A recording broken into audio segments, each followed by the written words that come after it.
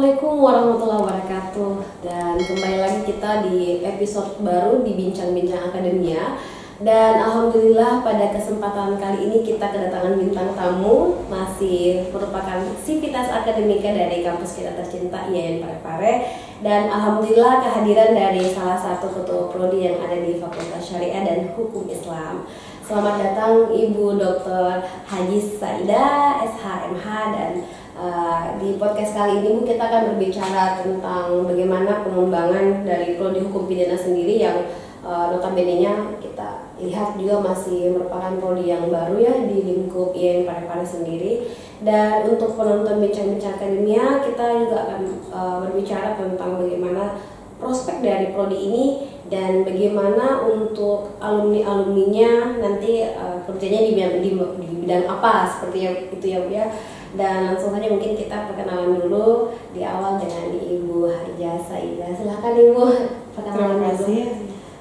Bismillahirrahmanirrahim. Assalamualaikum warahmatullahi wabarakatuh. Waalaikumsalam warahmatullahi Terima wabarakatuh. kasih saya ucapkan kepada tim Humas IAIN Parepare yang sudah mengundang saya. Saya sebagai Ketua Prodi Hukum Pidana Islam sangat optimis dengan Prodi Hukum Pidana Islam, di mana saya melihat bahwa masyarakat Sulawesi Selatan ya, khususnya Ajat Parang ini, kita melihat bahwa masih banyak kasus-kasus pidana yang tentunya itu perlu kajian-kajian fikih jinayah atau hukum Islam, hukum pidana Islam. Seperti misalnya kasus-kasus pelecehan seksual, persinahan, apalagi kita lagi marak sekarang ini pelecehan seksual terhadap anak-anak, kasus-kasus sodomi ya, apalagi kekerasan terhadap anak itu di bawah umur ya, itu yang menjadi perhatian kita sebagai pendidik ya, kita sebagai sivitas akademika tentu yang menjadi sangat menjadi perhatian kita ke depannya, bagaimana solusi yang bisa kita lakukan sehingga kasus-kasus pidana ini bisa diselesaikan. Karena kita melihat bahwa akulturasi budaya ya, visi misi kampus kita adalah akulturasi budaya Islam dengan mengembang kajian fikih jinayah atau hukum Islam itu sendiri menjadi visi dari hukum pidana Islam. Jadi bagaimana kita mencari solusi ya terhadap persoalan-persoalan yang timbul di masyarakat, seperti yang saya katakan tadi, misalnya kasus-kasus perkawinan yang silarian, kasus-kasus pernikahan di bawah umur, seperti itu kan semuanya masuk ke ranah hukum pidana Islam. Jadi saya melihat bahwa prospek hukum pidana Islam kedepannya sangat optimis ya, sangat penting prodi ini. Apalagi kalau kita melihat di Sulawesi Selatan sendiri, prodi hukum pidana Islam itu hanya ada di IAIN Parepare. Oh, satu-satunya di Sulawesi Selatan. Iya, Sulawesi Selatan. Kalau di mana di Sulawesi Gorontalo, cuma ada di Gorontalo. Sedangkan di Indonesia sendiri prodi hukum pidana Islam itu tidak banyak, kurang lebih 16-17 program studi. Jadi itu yang masih belasan ya. Iya, jadi prodi hukum pidana Islam itu cukup unik, cukup langka PTKIN itu. Jadi kita salah satu itu keunggulan kita ya, karena belum ada di UIN sendiri, UIN Alauddin sendiri itu belum ada. Yang ada itu cuma HTN ya. Di IAIN Bone juga belum ada, yang ada cuma HTN. Salah satunya kita cuma di IAIN Parepare. Itu satu keunggulan kita. Nah, menarik Bu, karena memang prodi hukum pidana Islam ini tidak banyak dimiliki oleh PTKIN di Indonesia Timur, IAIN Gorontalo dan IAIN Parepare ya Bu ya. Berarti memang dengan keunggulan itu kita bisa menjadi pionir mungkin untuk lahirnya pemecahan-pemecahan isu yang ada di sekitar kita, terutama di lokasi kampus kita se-Ajat Parang. Nah, untuk bagaimana pemecahan masalah-masalah isu-isu masyarakat ini kita bisa giring dan kemudian kita hadirkan di prodi hukum pidana Islam ini Bu. Maksudnya apa yang diberikan kepada mahasiswa-mahasiswa yang ada di hukum pidana Islam dengan keunggulan yang tadi, keterkaitannya seperti itu? Tentu kembali ke sumber daya manusianya, artinya kualitas dosen dulu ya, dosen. Jadi kita setiap tahun merekrut dosen-dosen yang potensial, terutama yang kajian keilmuannya itu hukum pidana positif, dan hukum pidana Islam. Jadi dosen kita untuk sementara ini itu ada 7 orang, dan ada yang dari alumni luar negeri, ada Pak Haji Islamul Haq, beliau cukup berkompeten di bidang fikih jinayah, kajian-kajian fikih jinayah, kajian-kajian hukum pidana Islam. Ada Ibu Andi Marlina yang dari Unhas, tentu beliau sangat berkompeten di bidang hukum positif. Jadi meskipun saya masih merasa perlu ada penambahan SDM dari sumber daya dosennya ya, itu satu. Kemudian saya juga melihat misalnya dari segi infrastruktur kita, mungkin perpustakaan ya, ketersediaan literasi terutama yang terkait dengan fikih jinayah itu. Kalau hukum positif saya rasa sudah banyak buku-buku yang tersedia, tapi khusus untuk kajian-kajian fikih jinayahnya atau hukum pidana Islamnya itu yang masih perlu saya perlu diadakan. Kemudian laboratorium peradilan semu perlu dilengkapi dengan sebaik mungkin, karena kan setiap tahun itu kan sebenarnya ada lomba-lomba peradilan semu. Kemudian itu yang perlu kita kembangkan di prodi HPI. Itu ya. Kemudian kalau kita melihat perkembangan mahasiswa itu saya sangat optimis, karena setiap tahun mahasiswa itu banyak peminatnya, bahkan banyak kami menolak ya, bukan menolak tapi tidak dibatasi, bukan bahasanya saya menolak ya, tapi kita batasi sesuai dengan kapasitas kelas yang tersedia. Kemudian kita juga melihat bahwa prestasi mahasiswa kita cukup bisa diandalkan dengan melihat mereka ikut baik di lomba-lomba yang berskala nasional maupun regional ya, seperti debat ya, ada mahasiswa kita yang berprestasi di Suari ya, ini cukup bisa membawa nama baik kampus kita, kampus tercinta kita, seperti itu. Baik, jadi dari apa yang disampaikan barusan ya dari Ibu Haji Saidah ini, bahwa memang keunggulan yang dimiliki hukum pidana Islam ini tidak hanya menarik ya mungkin dari segi mahasiswanya, tapi juga menarik mungkin untuk kedepannya rencana untuk penambahan dosen. Jadi mungkin dosen-dosen yang memiliki kajian ilmu di bidang tersebut itu dapat ikut bergabung mungkin bersama IAIN Parepare. Jadi memang peluangnya ada ya Bu ya, karena memang satu-satunya di Sulawesi Selatan dan 2 di antara PTKIN yang ada di Indonesia Timur. Nah kemudian untuk apa ya Bu, maksudnya melihat prestasi-prestasi mahasiswa di HPI ini, bagaimana pihak kampus untuk terus mensupport, mendukung itu mereka untuk tetap konsisten gitu Bu, untuk bukan ini ya, maksudnya diikut sertakan kemudian dirangkul begitu kemudian. Iya, saya sangat apresiasi yang tinggi sebenarnya kepada pihak kampus sudah memberikan perhatian terhadap mahasiswa khususnya prodi HPI.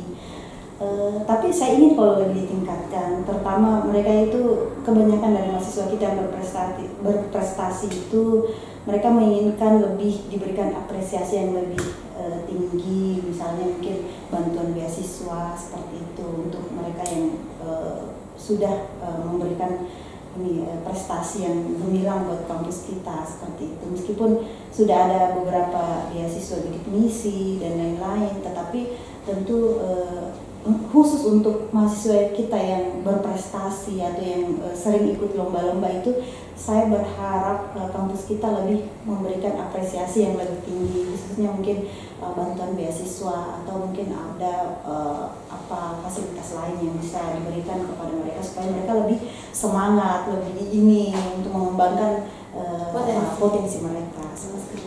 Baik, berbicara tentang prestasi, jadi mungkin sudah dari usianya mungkin sudah berapa lama Ibu HPI sudah sebenarnya kalau SK dari Menteri itu 2015 sebenarnya izin untuk mendirikan prodi HPI itu 2015, tetapi nanti tahun 2016 kami menerima mahasiswa angkatan pertama. Baik, berarti sejak 2016 dan saat ini sudah tahun 2021 dan juga di penghujung tahun 2021 kan ini akan ada penerimaan mahasiswa baru lagi nih Bu di tahun 2022. 2022. Nah mungkin ini sudah menjadi daya tarik sendiri untuk adik-adik mungkin yang nantinya berniat untuk bergabung di YN Parepare, terutama di sekitar Ajeta Pareng.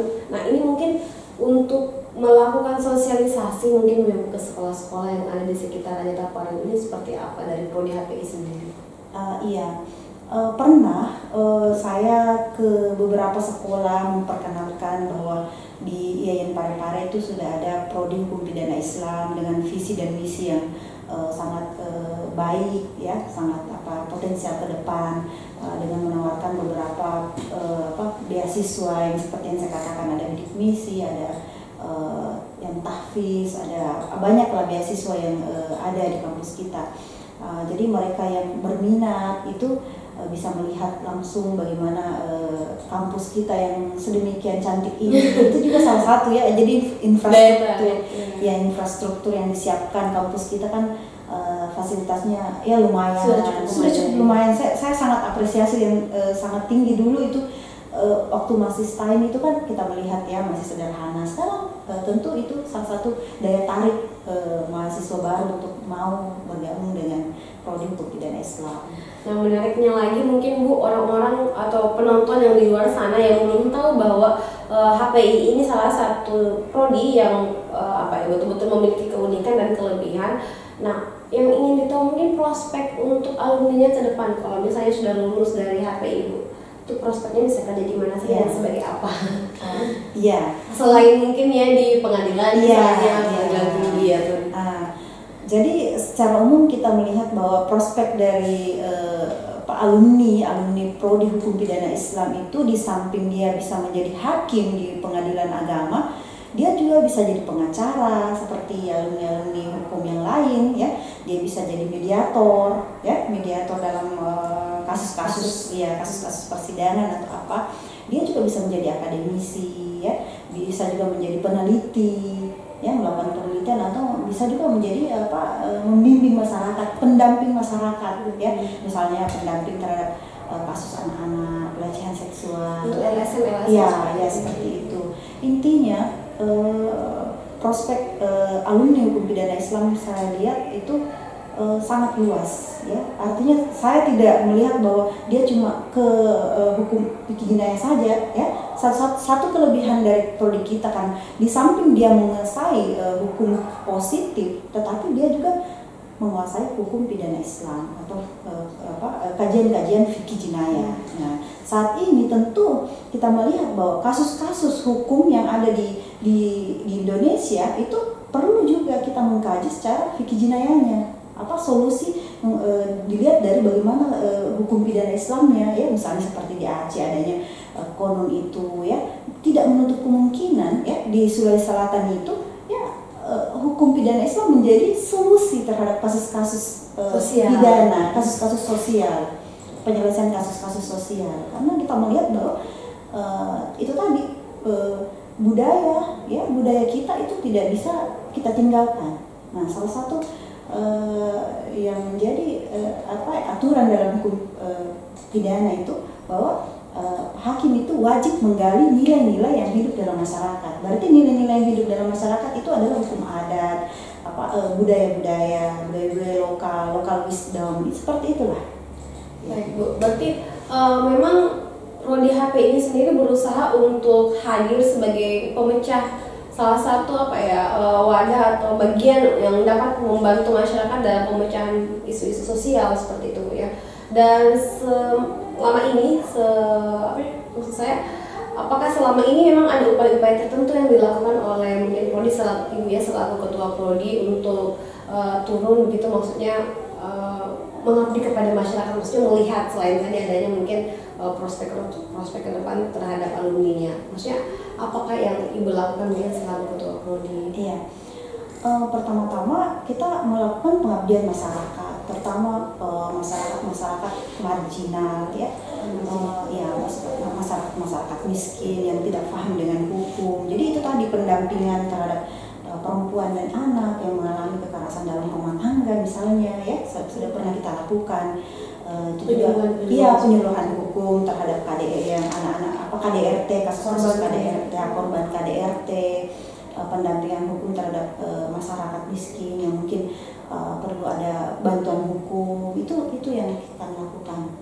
Intinya kita ini prodi kita ini bagaimana melakukan juga penelitian terhadap kasus-kasus yang ada di masyarakat. Itu juga selain pengabdian kepada masyarakat seperti pendampingan hukum yang saya katakan, perlindungan terhadap anak dan perempuan, juga mungkin kita melakukan penelitian yang terkait dengan kasus-kasus yang ada di pengadilan misalnya, atau kasus-kasus yang ada di dalam masyarakat, bagaimana kira-kira solusi yang harus kita lakukan, sehingga itu kan menambah poin kita ya, menambah poin terhadap tridharma perguruan tinggi kita. Apalagi kita sebagai dosen ya, fungsi tugas dan fungsi kita kan selain mengajar, pendidikan dan pengajaran, tetapi ada juga penelitian dan pengabdian. Saya rasa dari visi misi prodi hukum pidana Islam itu tidak bisa lepas dari itu, bagaimana melakukan pendampingan terhadap masyarakat, khususnya hukum pidana ya, dan hukum pidana Islam, bagaimana melakukan penelitian dan bagaimana melakukan pengajaran terhadap mahasiswa kami sendiri. Benar sekali.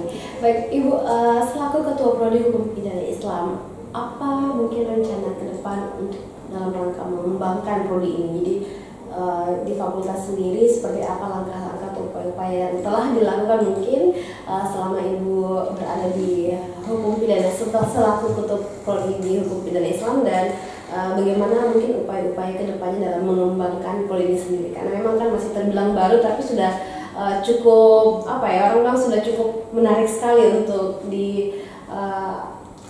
sebagai prodi yang menarik lah begitu. Gimana upaya pengembangannya? Iya, salah satu upaya pengembangan kami dengan adanya kampus Merdeka ya, tentu di situ perlu ada kerjasama. Pertama ya, itu yang saya lihat, perlu kita membangun kerjasama terhadap stakeholder, terhadap dengan eksternal, baik eksternal maupun internal. Itu terutama ya, untuk membawa gaung prodi kita, tentu kita harus melibatkan pihak-pihak instansi, baik instansi pemerintah daerah mungkin, atau mungkin secara internasional bisa. Ya, apalagi jangan minder berarti Bu ya, maksudnya jangan minder karena kita di Parepare, jangan minder untuk melakukan kolaborasi. Iya, tidak. Iya, kampus kita cukup strategis ya. Saya melihat bahwa kampus IAIN itu cukup strategis dan cukup gaungnya itu terdengar ya, orang sudah tahu ya. Dulu sih orang belum tahu di mana itu STAIN, tapi setelah kita melihat bahwa pengembangan IAIN saat ini cukup pesat. Saya sangat melihat bahwa sangat antusias, sangat prospeknya sangat maju ke depan. Keinginan untuk maju. Itu satu ya, membangun kerjasama MOU dan kemudian mungkin ada pengembangannya melalui MOA atau mungkin kerjasama seperti itu. Itu satu. Kemudian pengembangan yang lain itu tadi mengikutkan pertukaran dosen mengajar. Jadi misalnya kampus kita mengajar di mana ya, kemudian itu juga pengembangan prodi ya. Kemudian mungkin juga dari kajian-kajian atau mungkin dari penelitian dosen, mungkin skalanya bisa ditingkatkan, yang tadinya mungkin mereka meneliti di tingkat lokal, mungkin kajiannya bisa lebih ke internasional. Dosen HP ditantang secara tidak langsung ditantang ya buat ini tulisan. Karena dosen SDM kami cukup ada Pak Fajri dia alumni dari Jerman. Saya rasa dia bisa mengantar kami untuk lebih membuka jalan ke penelitian internasional atau kajian internasional atau kerjasama internasional. Luar biasa dukungan Kapolri dari HPI. Lanjut Bu, gimana? Itu dari penelitian ya.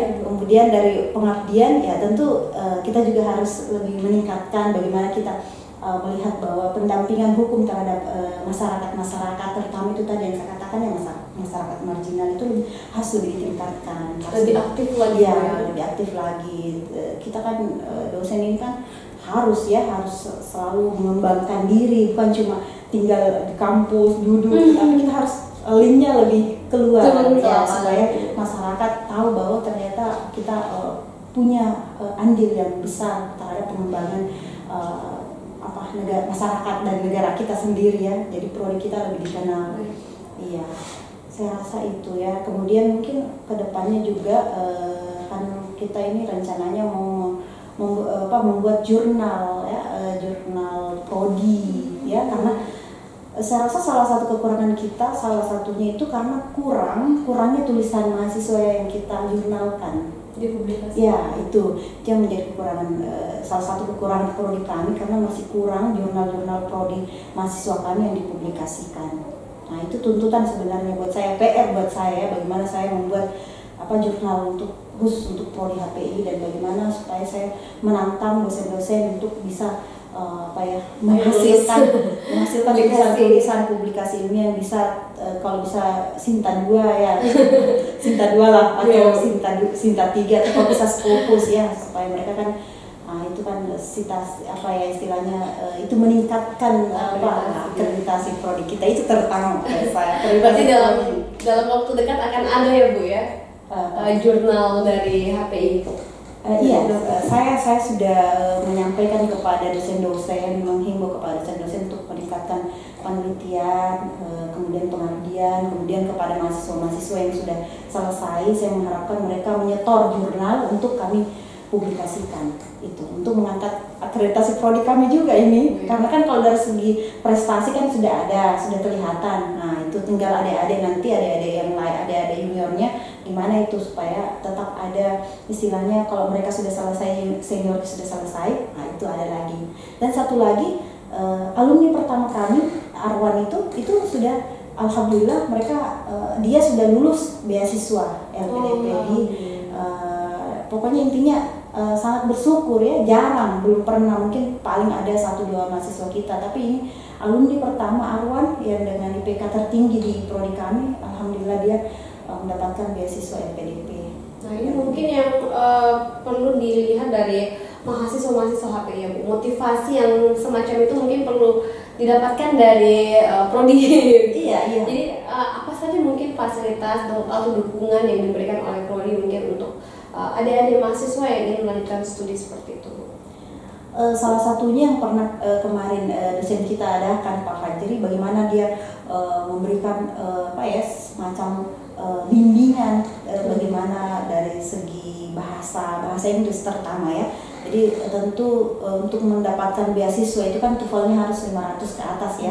Nah, itu yang pertama, bagaimana mahasiswa bisa lebih meningkatkan skill bahasanya, bahasa Inggris terutama, bahasa Inggris, bahasa Arab, dan mungkin bahasa Jerman atau bahasa Mandarin atau bahasa apapun itu, yang jelas bahasa itu penting menurut saya. Jadi karena itu kemudian kemampuan akademiknya terutama juga, bagaimana kemampuan akademik anak-anak bukan cuma sekedar mengejar nilai, tetapi bagaimana mereka betul-betul mengkaji ilmu-ilmu yang didapatkan selama di bangku kuliah. Nanti kualitasnya tidak cuma diukur dengan nilai IPK. Tidak cukup. Mereka harus ini skill juga ya. Skill dari bahasa maksud saya, kemudian kemampuan IT, pastilah. Itu kan yang menjadi kunci ya. Betul sekali Bu. Dan itu memang menjadi kebutuhan persyaratan administrasi kalau mengapply mendaftarkan diri sebagai penerima beasiswa. Dan mungkin kita terakhir Bu ya, sebelum kita akhiri untuk podcast hari ini, saya ingin sedikit menyimpulkan bahwa luar biasa eksistensi dari hukum pidana Islam ini, prodi hukum pidana Islam sudah lumayan menarik, bukan lumayan, saya sudah bisa bilang sangat menarik ya Bu, karena memang dengan keunggulan yang dimilikinya, salah satu-satunya di Sulsel dan 2 diantaranya di Indonesia Timur, dan di Indonesia ada 16 ya, mungkin ada 16-17 kurang lebih. Ya. Nah, biasanya kan kita lihat buat tren sekarang semakin kesini itu tren untuk studi lebih spesifik, jadi spesialis.